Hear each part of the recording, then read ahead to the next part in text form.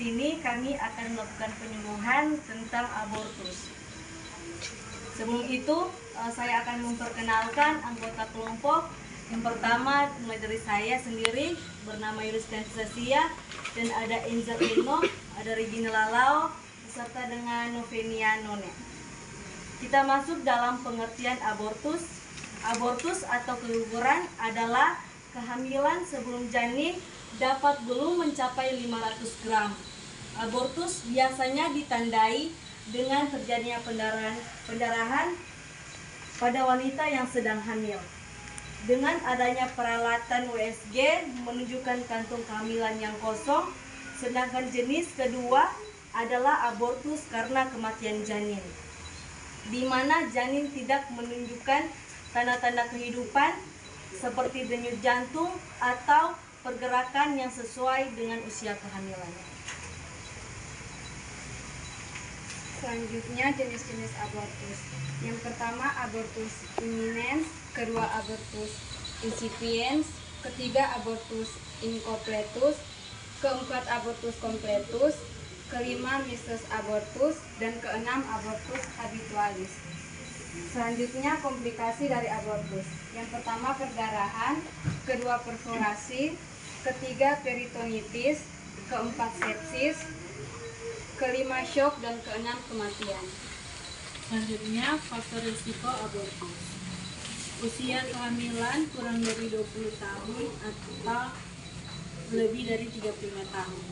Melahirkan lebih dari 4 kali. Riwayat keguguran sebelumnya. Jarak kehamilan dengan anak sebelumnya kurang dari 2 tahun. Infeksi, kebutuhan kesehatan, gizi dan pelayanan kesehatan selama kehamilan yang tidak memadai, pendidikan yang rendah, dan konsumsi alkohol dan merokok. Penyebab abortus, yang pertama gangguan pertumbuhan janin, kerusakan embrio, kelainan telur, kelainan kromosom, infeksi, hipertensi, kelainan endokrin, trauma, kelainan uterus, faktor psikosomatis atau stres, radiasi, obat-obatan, dan bahan kimia. Kemudian penyebab abortus atau keguguran yaitu gangguan pertumbuhan pada janin, kerusakan embrio, kelainan telur, dan kelainan kromosom. Embrio atau sel yang sudah berada di tahap awal atau masa pertumbuhan, itu yang dimaksud dengan embrio. Terus infeksi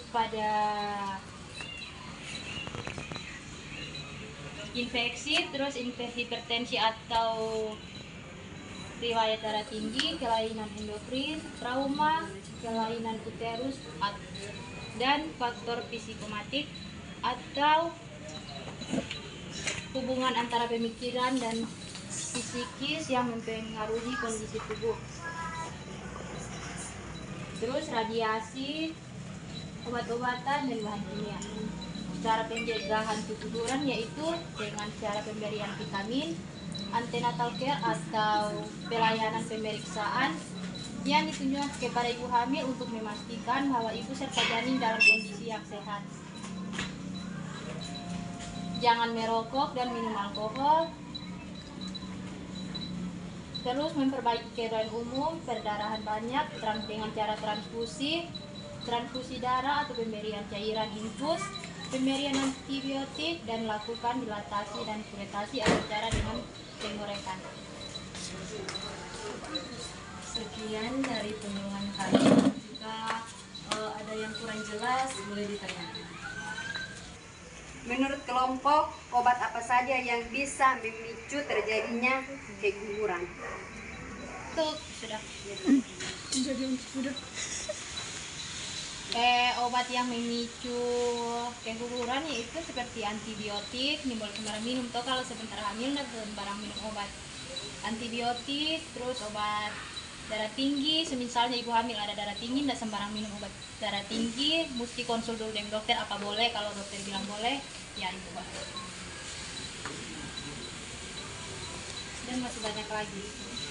Bertanya untuk kelompok 5, Pertolongan pertama saat terjadi pendarahan hebat pada abortus. Hentikan dulu ibu hamil aktivitas, kemudian lakukan relaksasi, atur nafas, dan tenangkan pikiran, terus berbaring di tempat tidur. Jika ada yang keluar dari vagina, simpan dalam wadah khusus agar tidak. Selanjutnya, jika masih terjadi pendarahan dan berlanjut belum berhenti, segera bawa di rumah sakit dan dicek oleh dokter. Terima kasih.